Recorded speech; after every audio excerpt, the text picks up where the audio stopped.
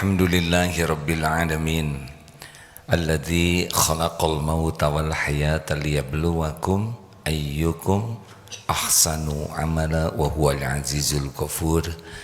Allahumma salli ala sayyidina Muhammadin wa ala alihi wa ashabihi ajma'in.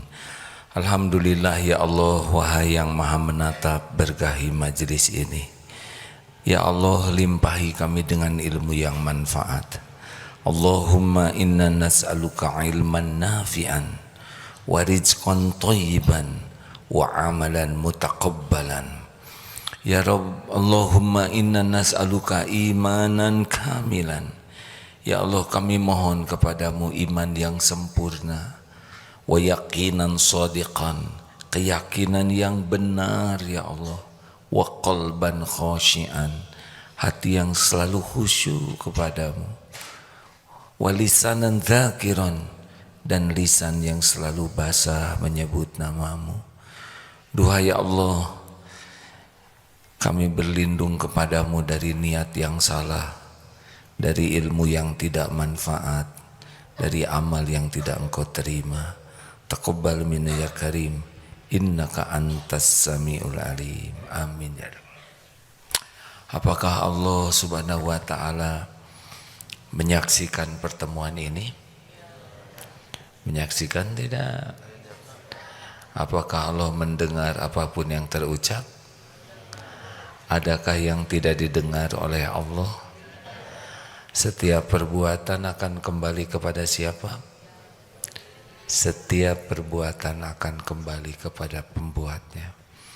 Jadi kalau kita berbuat baik, yang beruntung siapa? Siapa? Perlukah kita menunggu orang lain berterima kasih? Perlukah kita menunggu orang lain balas budi? Mau apa? Kita sudah berbuat baik saja sudah untung. Siapa yang membahayakan hidup kita? Jawab. Diri kita sendiri. Kalau orang berbuat jelek kepada kita, kita tidak rugi sebetulnya, karena kita dengan perbuatan kurang baik orang lain, kita dapat ilmu. Satu, ladang ilmu, kita jadi tahu ada perbuatan buruk yang tidak boleh kita lakukan.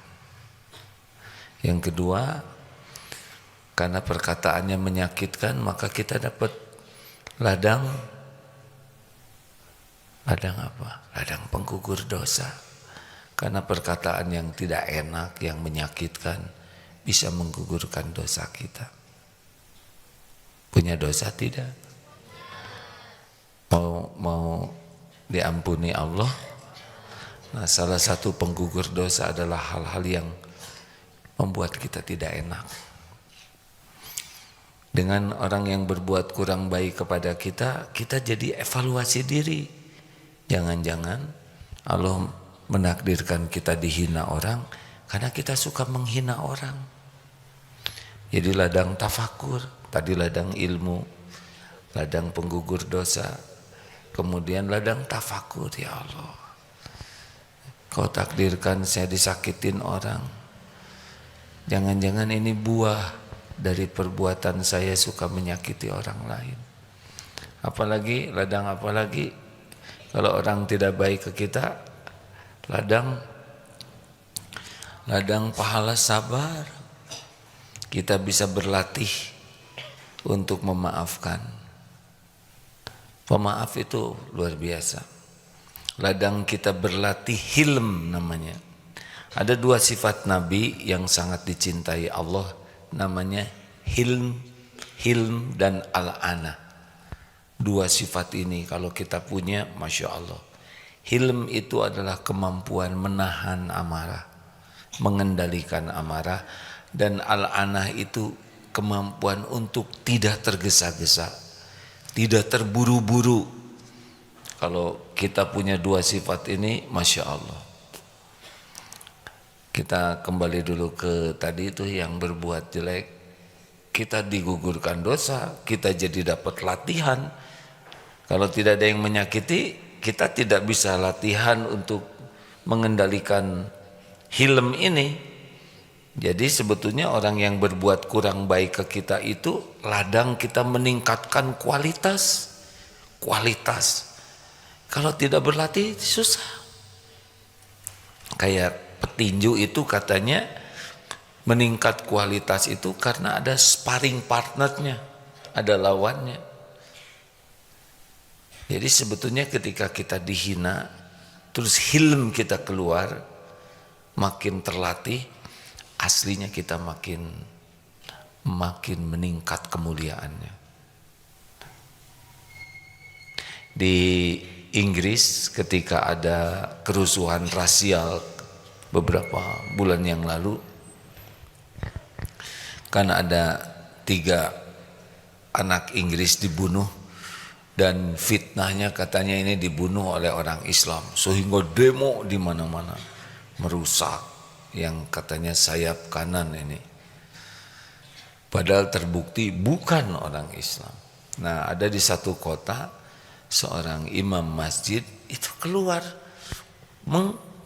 menemui yang demo itu, yang melempari masjid. Beliau keluar dengan penuh keramahan, menyapa, membawa makanan, dan ini menjadi viral tuh, populer sekali, sehingga orang-orang yang demo itu malah diajak ke masjid, bisa makan di sana, ngobrol. Kenapa bisa begini? Karena punya 2 sifat ini, hilm dan al-ana. Jadi jangan salah menyikapi ya. Kalau ada orang yang berbuat tidak baik kepada kita, kurang baik, itu takdir Allah bukan? Ma asoba min musibatin illa biiznillah. Tidak ada satupun musibah kecuali dengan izin Allah. Jadi kita nih dalam hidup ini, dalam pergaulan ini, kita harus sangat siap ya. Orang akan ada yang cuek ke kita, ada yang tidak kenal, tidak tahu, lempeng aja. Ada orang yang agak sopan ke kita, ada. Akan ada orang yang sayang ke kita, ada. Ada juga nanti orang yang celetak-celetuknya gak enak ke kita, ada. Ada yang kita berbuat baik aja salah terus, jelek terus. Kita harus siap. Hidup ini memang seperti ini. Jadi kalau kita ingin semua orang baik ke kita, itu namanya mimpi apa? Mimpi di siang bolong, mimpi sundal bolong. Santri kalau dengar sundal bolong langsung bangun. Apa katanya? Sendal bolong. Jadi siap ya. Kita bergaul dengan teman ini siap. Siap, ada yang baik, ada yang cuek, ada yang kurang baik, ada yang nyebelin, ada yang walaupun kita udah baik segimanapun tetap aja jelek. Ingat ya, Rasulullah SAW sempurna niatnya, baik, sempurna akhlaknya, sempurna perjuangannya ngajak kita jadi baik. Itu yang diajak, yang memusuhi Rasul itu adalah orang yang diajak baik. Sudah dicontohi baik, disapa dengan cara baik, diajak menuju baik, menuju bahagia dunia akhirat, tapi tetap ada yang tidak suka, bahkan menyangka gila, memusuhi, memblokade, memboikot, memerangi. Coba itu kurang bagaimana? Niatnya sangat baik, dicontohi dengan akhlak terbaik, disampaikan dengan cara terbaik untuk kebaikan. YBS apa? Yayasan yang bersangkutan maksudnya. Rasulullah itu untuk kita, tapi ada yang tidak suka, marah, melawan, memusuhi, memerangi. Tapi memang begitulah sunatullahnya. Jadi ini harus dipersiapkan. Santri akhwat suatu saat mau nikah harus dengan ikhwan ya. Dan ikhwannya harus anak orang lain. Betul tidak? Harus siap. Lelaki itu beda dengan perempuan. Benar? Jawabnya yang ikhlas. Bisa jadi masalah nanti. Bayangkan nikah dengan jenis yang berbeda, jenisnya aja beda, orang tuanya beda, latar belakangnya beda, pendidikannya beda, tingkat keimanannya beda-beda, wawasannya beda-beda, karakternya beda, dernikah. Kalau nggak siap, nah ini namanya sengsel, apa? Sengsara selama-lamanya, liwe, liar wae. Jadi kita harus sangat siap. Makanya miliki dua sifat ini ya, hilm dan al-ana. Bisa mengendalikan amarah dan jangan tergesa-gesa. Tenang, tenang. Jangan tergesa-gesa dalam hal apapun. Karena al-ajalah, tergesa-gesa itu minasyaitan. Jadi setan tuh membisiki kita untuk reaktif. Dikit-dikit, oh ya beli aja beli, jangan, udah keluar aja. Nah itu keputusan, ya udah pergi dari sini, ya udah saya tidak mau pergi. Nah itu buat apa gitu? Apa namanya dek? Hilm dan al-ana. Nah sekarang di antara sifat sabar yang harus kita miliki, ingat sabar dalam menjauhi maksiat, kemudian sabar dalam taat, kemudian sabar ketika menghadapi musibah, dan ada sabar menyikapi perkataan orang lain dan sikap orang lain. Ini harus sudah dibuat programnya. Saya harus bisa bersabar, mengendalikan diri dengan perilaku orang lain yang tidak enak kepada kita. Nah, bagaimana caranya? Ya pertama kita harus punya target. Jadi kita harus sadar betul nih bahwa tidak akan semua orang menyenangkan kita. Kita berteman, kita harus sangat siap dengan perilaku mereka. Tidak boleh tidak siap. Kok begini ya? Kita nggak siap. Harus siap. Gini ya, kalau orang belum nikah, semuanya yang diperlihatkan yang baik-baik saja. Nanti kalau udah nikah modal ya. Ya kan? Kalau sebelum nikah make UP ya kan? Makanya nanti kalau jangan terlalu tebel make upnya, nanti pas dibuka, gening kieu kan gitu. Karena make up yang baik itu selain tujuannya untuk siapa dengan jelas ya, jangan mengubah. Adek, nanti kalau di wisuda atau nggak usah hidung jadi seperti yang mancung di sini diitemin, nanti pas dia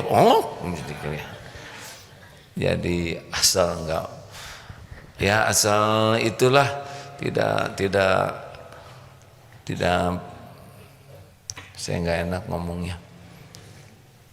Pokoknya begitu aja lah ya. Jangan sampai pas dielap teh Gusti beda pisan.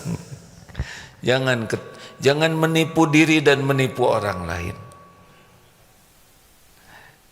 Jadi harus siap bahwa teman, istri, suami, orang tua, mertua, mantu, anak tidak seideal yang kita inginkan dan harapkan.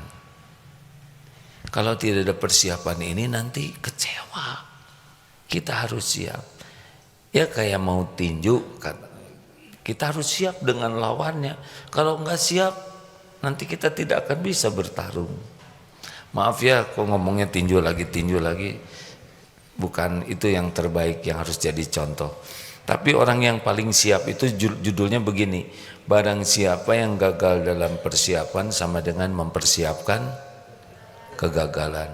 Nah, salah satu yang harus kita latih dan siap adalah menyikapi sikap orang yang tidak sesuai dengan harapan.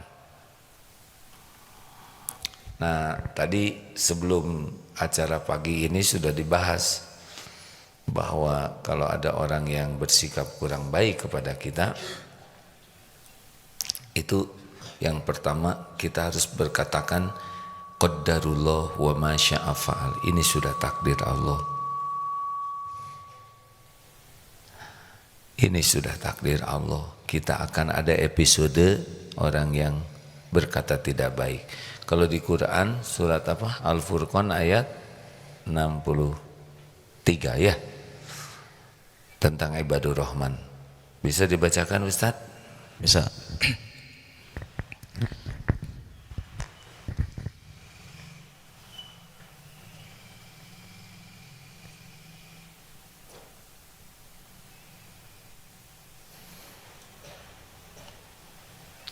Ya. Ada? Silakan. Ustaz ada hafal bukan? Ya. Silakan. Bismillahirrahmanirrahim. Al-Furqan ayat 63. A'udzu billahi minasy syaithanir rajim. وعباد الرحمن الذين يمشون على الأرض هونا وإذا خاطبهم الجاهلون قالوا سلاما والذين يبيتون لربهم سجدا وقياما والذين يقولون ربنا اصرف عنا عذاب جهنم إن عذابها كان غراما. Dan hamba-hamba Allah Tuhan yang Maha Penyayang itu ialah orang yang berjalan di atas bumi dengan rendah hati, tidak petentang-petenteng, tidak sok hebat, sok gagah, sok penting, sok berwibawa, biasa aja lah. Dan apabila orang-orang jahil, wa idza khatabahumul jahiluna qalu salaman, dan jika orang-orang jahil, disebut orang jahil ini adalah bodoh di sini kalau para penafsir mengatakan orang yang tidak bisa mengendalikan dirinya. Jadi bisa suami, bisa istri, bisa anak, bisa orang tua, bisa mertua, bisa adik, kakak, bisa atasan di kantor, bisa guru, bisa orang-orang di jalan, bisa pedagang, pembeli, pokoknya orang yang lagi tidak bisa mengontrol diri mengatakan sesuatu yang tidak enak ya, maka orang yang tawadu itu qalu salaman, akan mengatakan sesuatu yang mengandung keselamatan. Jadi tidak akan bicara dengan perkataan buruk yang sama atau bahkan lebih buruk, tidak. Ini nih ciri orang hamba kesayangan Allah itu adalah terlatih menghadapi perkataan tidak enak dengan sikap dan perkataan yang membawa kepada kebaikan. Monyet lo, bagaimana jawabannya? Bagaimana Pak kalau yang nyebut monyet ke saya nggak tega nyebut ke Bapak, ke kita? Monyet lo, jawabannya apa? Terlalu jelas Pak, jadi Bapak mau jawabkan saya bukan monyet, saya manusia gitu, terlalu jelas Pak. Pertama, jangan tersinggung. Ketika ada monyet, langsung ingat At-Takabun ayat 11, ma asoba min musibatin illa biiznillah. Ini waktunya saya diuji nih oleh Allah. Ini takdir Allah, qaddarullah wa ma syaa fa'al. Ini ada orang yang ngomong gak enak, izin Allah nih, ini ujian bagi saya. saya harus lulus. Kenapa mikir melulu? Nyet, harus lulus, senyum aja. Mungkin kita tidak harus jawab ya, tapi diam, senyum itu sudah cukup, minimal. Diam saja. Kalau kita nggak kuat ngomong bukan monyong, itu juga sama ya nggak. Latih, diam saja dulu. Kalau nggak enak, sakit, jengkel, diam. Itu memang dalilnya begitu. Kalau kita mau marah, tersinggung, diam, diam. Jadi kalau sebelum kita bisa merespon dengan baik, respon pertamanya adalah diam. Karena kalau kita bicara dan tidak terkendali hati kita, itu seperti menyiram bensin ke api. Jadi ini SOP-nya. Sakit, maka segera zikir. Apa zikirnya?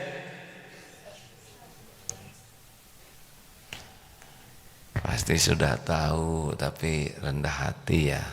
Itu cara mengatasi jengkel. Sebetulnya jengkel saya juga. Tapi cara menghibur dirinya, rendah hati ya. Bagaimana kalau lagi jengkel, kesel? Karena ini harus dilatih nih. Kita akan menghadapi yang menjengkelkan, ngeselin, mengecewakan, tersinggung. Kita akan ada, itu normal. Kita tuh normal.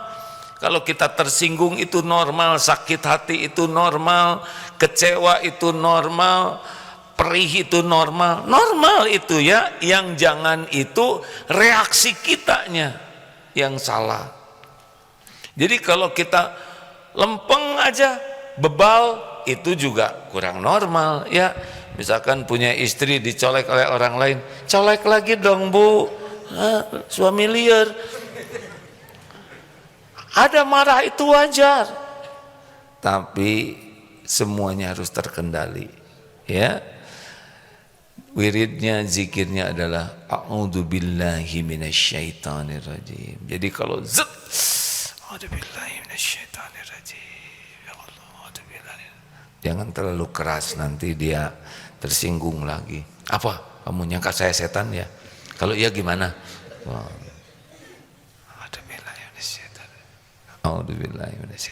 Jarang, wirid ini jarang. Kenapa jarang? Karena setan nggak mau kita wirid itu keluar. Kalau enggak kan dia jadi nggak mempan.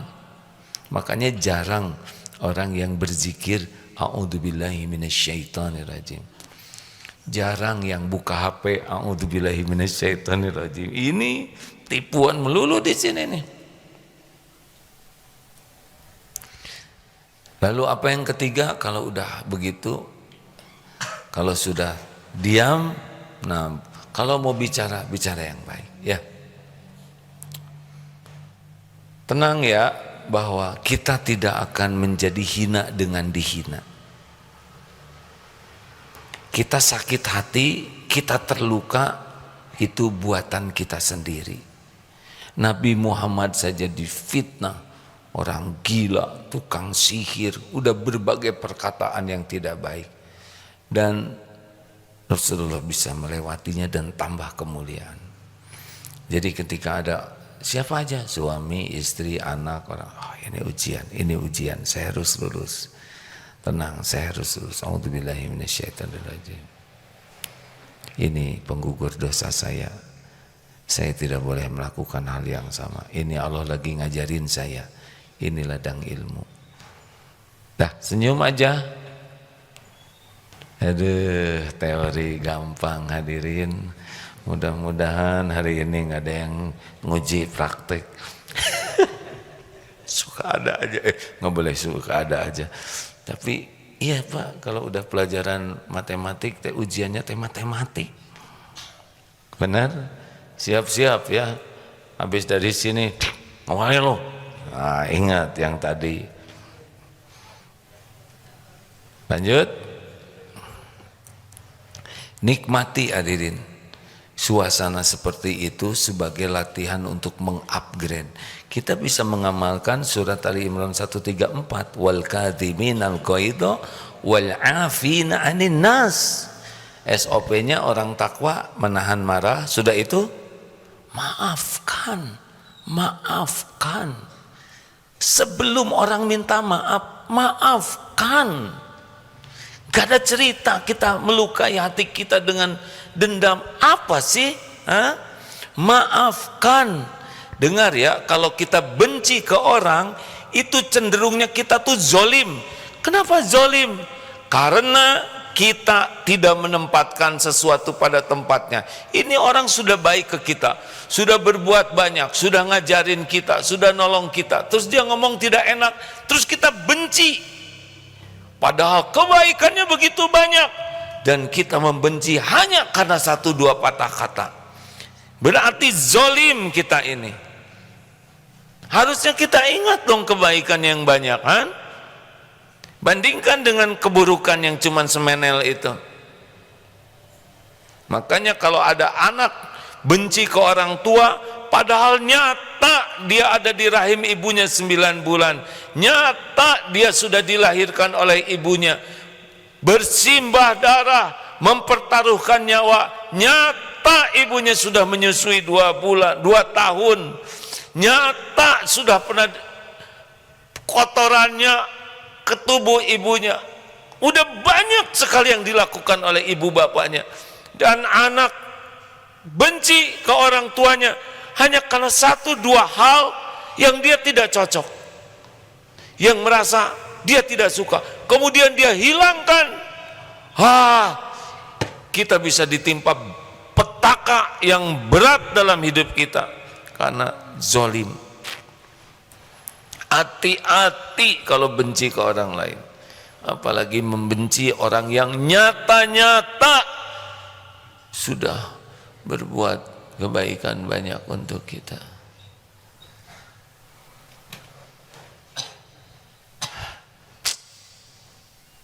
Daripada mikir gini, mikir apa Pak? Sedih ya? Saya sedih Pak. Saya banyak menyakiti orang-orang yang banyak berbuat baik. Kita terlalu fokus kepada, ada tisu nggak? Coba punten sedikit. Coba saya pengen tahu nih. Ya jangan nyari yang nggak ada. Sebetulnya alhamdulillah. Makasih Ustaz. Makasih, maaf ya.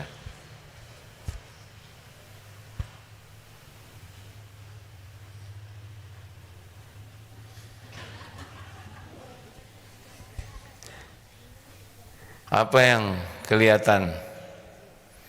Apa yang kelihatan ini di wajah saya? Hilang? Coba apa yang kelihatan ini di sini? Apa yang kelihatan di wajah saya? Semuanya lihat ke sini di wajah, ada hidung, ada mata. Gak ngerti lagi, ya udah terserah aja. Maksud saya, kenapa orang sibuk lihat ini? Saya kan nanya ada apa di wajah saya? Ada hidung, ada bibir, ada mata. Ini semua nggak dilihat, yang dilihat cuman ini. Sama, ada satu kertas, kemudian dibuat titik. Coba apa yang kelihatan? Itu ada titik hitam di tengah. Kertasnya emang nggak dilihat. Kita harus siap dengan kenyataan ini. Ada orang yang nilai setitik rusak susu setengki, hadirin. Kalau ada orang yang begitu ke kita, nggak apa-apa, tapi kita nggak boleh begitu ke orang lain, ya. Nah,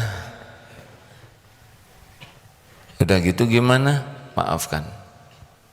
Tapi dia tidak minta maaf, gak apa-apa, maafkan saja. Enak kok memaafkan orang. Gimana kalau dia nggak minta maaf? Gak apa-apa, maafkan saja. Mau ngapain kita merusak hidup kita dengan dendam? Mau apa kita merusak waktu kita dengan sakit hati? Sedang dia lagi enak makan. Itu kan ingat yang sebel ke tetangga itu? Tetangganya beli kulkas, dia perasaannya ketimpa kulkas. Sampai copot gordengnya dipakai noongin tetangga. Kemudian dia jadi nggak bisa keluar dari rumah karena tiap mau keluar dia lagi nyapu. Jadi terpenjara di rumah sendiri pada sudah lunas. Yang paling menderita adalah ketika dia pulang dari pasar bawa belanjaan, udah berat, ternyata di gang itu ada si tetangga itu, kepaksa balik lagi muter cari selokan naik ke atap. Menderita hadirin. Enggak, jangan mau dendam ya. Kita hanya boleh benci kepada yang dibenci Allah, itu aja. Enggak ada benci ke orang tua, enggak ada benci ke pendamping hidup, enggak ada benci ke anak-anak walaupun mereka belum seideal yang kita harapkan. Ingat ya, sekarang kurang baik, besok belum tentu kurang baik. Kalau Allah ngasih hidayah taufik, besok bisa lebih baik daripada kita. Betul? Berapa banyak yang kita anggap jelek suatu saat malah jadi mulia di sisi Allah.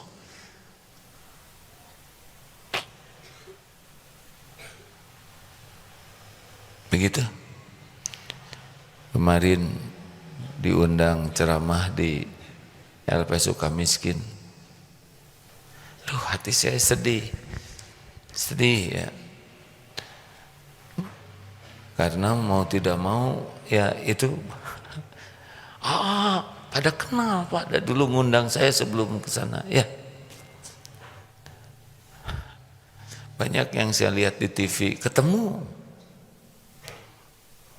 mengerti kan? Di sana memang begitu ujiannya. Tapi saya dengar yang di LP Sukamiskin itu mereka lebih rajin ibadahnya daripada di luar. Dan nggak ada lagi kerjaan katanya. Jadi ada yang jam 2 pagi sudah ke masjid.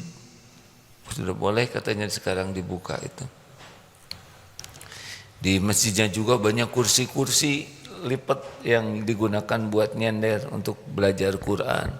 Tiap pada subuh ada kajian yang mungkin ketika di luar sebelumnya keadaannya tidak bisa seperti itu.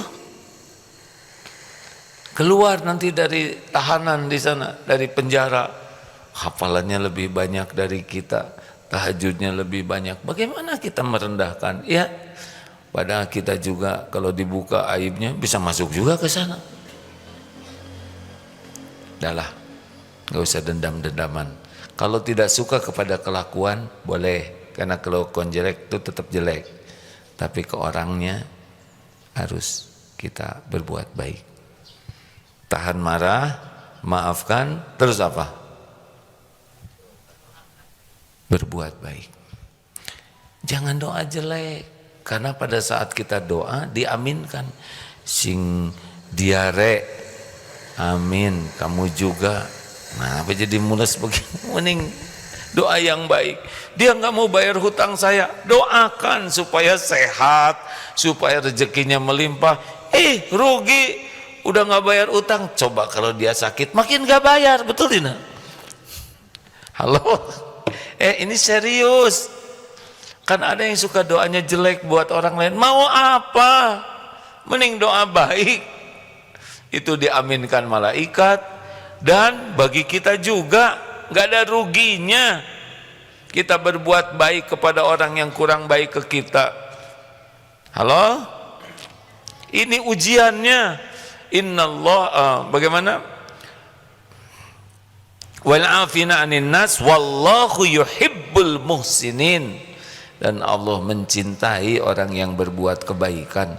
Jadi jangan nanggung paket itu, tahan marah, maafkan, berbuat baik. Ini paket takwa, ini paket bahagia, ini paket orang yang dicintai Allah, ini paket yang membuat hidup kita ditolong oleh Allah dunia wal akhirat. Bukan sebaliknya, dikit-dikit marah, dikit-dikit jengkel, dikit-dikit uring-uringan, judes ya, dikit-dikit tersinggung, udah gitu gak mau dimaafkan, udah gitu balas dengan keburukan. Mau apa kayak gini? Pasti menderita. Demikianlah hadirin sekalian. Ada mama santri? Bentar, silakan Pak. Assalamualaikum warahmatullahi wabarakatuh. Waalaikumsalam warahmatullahi wabarakatuh. Terima kasih atas kesempatannya diberi kesempatan untuk bertanya. Dulu sebelum saya berangkat ke sini untuk mengikuti program PMK. Ini PMK yang camping bukan ini? Bukan. Ada lagi yang camping kan sekarang di atas ya? Ini PMK yang 40 hari. Oh ini PMK orsinil ya, alhamdulillah. Jadi banyak pertanyaan yang ingin saya tanyakan Ustaz. Tapi setelah mendengarkan kajian AA berapa kali di sini, hilang semua pertanyaan tersebut. Alhamdulillah, terima kasih Pak. Ya. Hilang beban kehidupan saya Pak. Ya, terima kasih ya. Oh itu pertanyaannya. Masih ada satu lagi. Oh. Satu yang ini pertanyaan. Tadi bilang yang sifat yang hilm sama Al-ana. tadi Al-ana itu sungguh sangat mulia, sangat saya dambakan. Semoga saya bisa menjadi itu. Namun itu tidak, rasanya ini tidak semudah membalikkan telapak tangan. Nah terus kiat-kiatnya untuk memiliki watak tersebut gimana? Satu, Bapak harus minta ke Allah supaya punya akhlakul karimah. Di antara doanya, Allahumma dini li ahsanil akhlak. Ya Allah tunjukkan kepada saya akhlak. Harus minta ya. Karena yang bisa mengubah akhlak, la yahdi li ahsaniha illa ant. Tidak ada yang bisa menunjuki pada akhlak baik selain Allah. Wasrif anni sayyi'aha, dan palingkan dari diri saya akhlak yang buruk. La yasrifu anni sayyi'aha illa ant. Tidak ada yang dapat memalingkan kita dari akhlak buruk selain Allah. Itu harus kita yakini. Makanya minta terus. Ada seorang sahabat yang tiap tahajud itu hanya minta akhlak saja, minta akhlakul karimah. Kenapa? Karena sorga tertinggi itu adalah bagi yang akhlakul karimah, yang dibangkitkan bersama Rasulullah, orang yang berakhlakul karimah. Timbangan terberat di akhirat nanti timbangan akhlak. Ibadahnya standar tapi akhlaknya mulia, dia dicatatkan ahli tahajud, ahli saum. Luar biasa Pak. Dan Rasulullah itu diutus innama bu'itstu liutammima makarimal akhlak. Bukti keimanan seseorang akhlak. Orang takwa itu cirinya apa? Akhlak. Jadi memang ini sesuatu yang sangat-sangat harus kita pikirkan. Bahagia, mulia, selamat itu tergantung akhlak. Yang kedua harus belajar. Nah yang ketiga namanya riyadhah, latihan. Orang berkuda aja harus latihan mengendalikan kuda, apalagi mengendalikan diri, betul tidak? Memang ada yang mudah gitu latihan, ada apa ya? Yang latihan berkuda mudah, aman dan cepat bisanya, yaitu kuda lumping. Tapi kan nggak ada wibawa Pak, kita ke masjid naik kuda lumping. Jangan ya Pak ya, Bapak dari asrama ke sini naik kuda lumping, maafan bergurau. Dilatih Pak.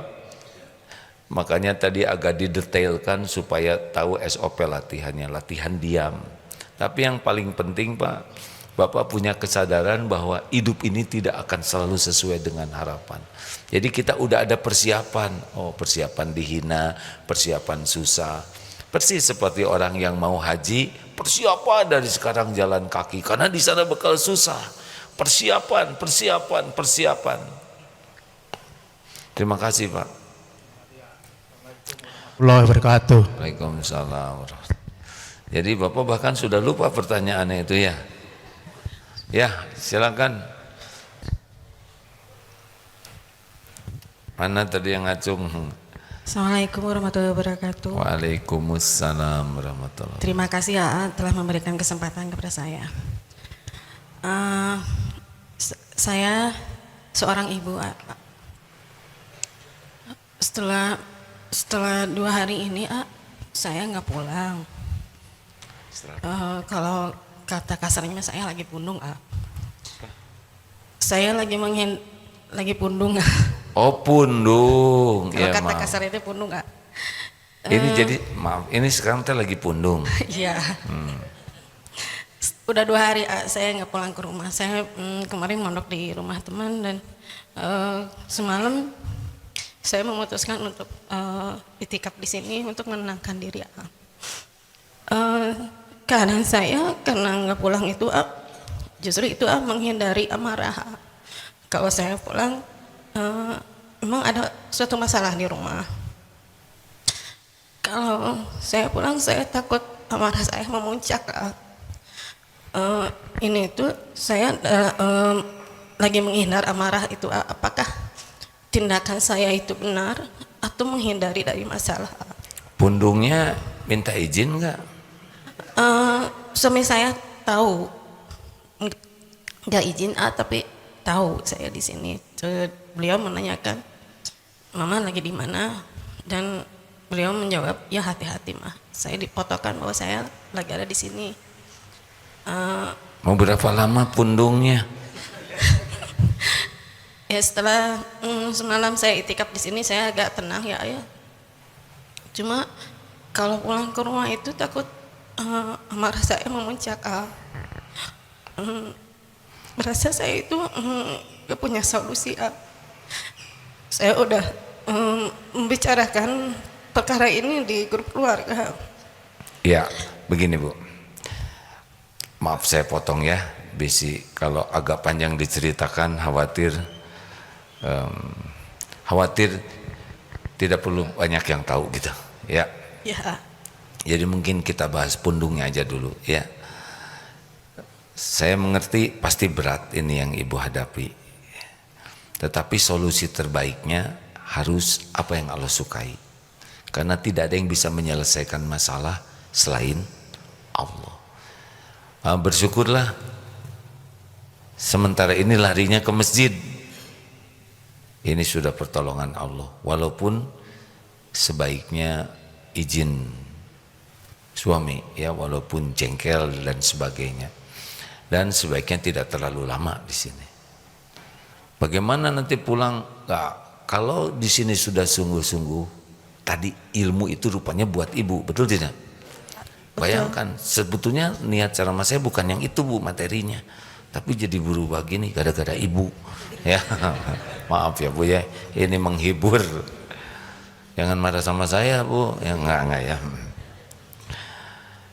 Ibu coba amalkan, pulang ke rumah nggak usah banyak bicara, minta maaf ke suami, ibu mendingan sholat baca Quran, coba baca surat Al-Baqarah di rumah, satu tamatan ya.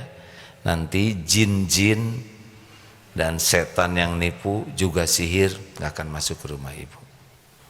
Cobalah minta izin, Pak maaf saya belum bisa ngobrol karena sedang belum tenang, saya minta izin baca Quran.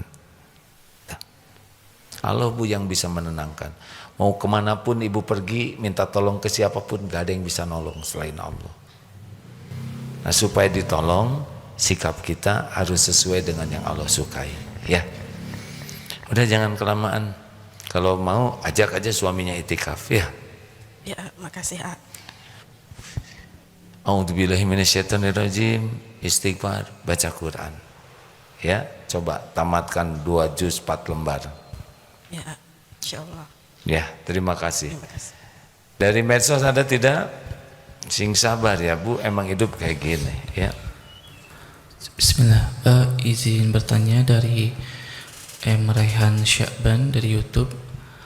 Assalamualaikum Ma'a, izin bertanya, bagaimana cara kita menanggapi ketika ada saudara kandung kita yang terlihat menyimpang dan jauh dari ketetapan Islam?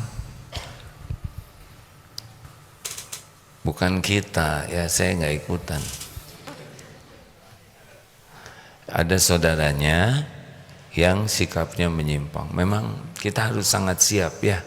Di rumah itu tidak selalu seideal semuanya kompak soleh gitu, itu berkah kalau gitu. Ada aja yang ibunya sudah baik, bapaknya belum. Ada bapaknya sudah, ibunya belum. Ada yang dua-duanya belum, anaknya malah baik. Ada yang ini anaknya bermasalah. Ada yang begitulah ya, kita harus sudah sangat siap. Inilah hidup, semuanya ujian. Dakwah yang terpenting itu adalah jadi tauladan. Kitanya usahakan kalau ada di antara anggota keluarga yang belum sesuai dengan harapan, sekuat tenaga, ku anfusakum wa ahlikum naro, jaga diri dulu, harus dari diri kita dulu. Ini ada anak yang bapaknya suka main judi, gapleh. Anaknya nggak bisa bicara. Itu anak tiap masuk kamar baca Quran, surat Al-Baqarah. Dengan izin Allah, kan jin pada pergi itu dari rumah. Bapaknya berhenti tuh main gapleh di rumah. Ya, agak pindah dulu Pak. Tapi berhenti, akhirnya saya dengar. Makanya jangan pernah merasa kita bisa menyelesaikan masalah. Yang bisa menyelesaikan masalah itu Allah Subhanahu wa ta'ala. Kita berusaha jadi orang yang disukai Allah. Karena kita tidak bisa membulak-balik hati siapapun, tidak bisa. Bahkan hati sendiri aja nggak bisa kita bulak-balik, betul tidak?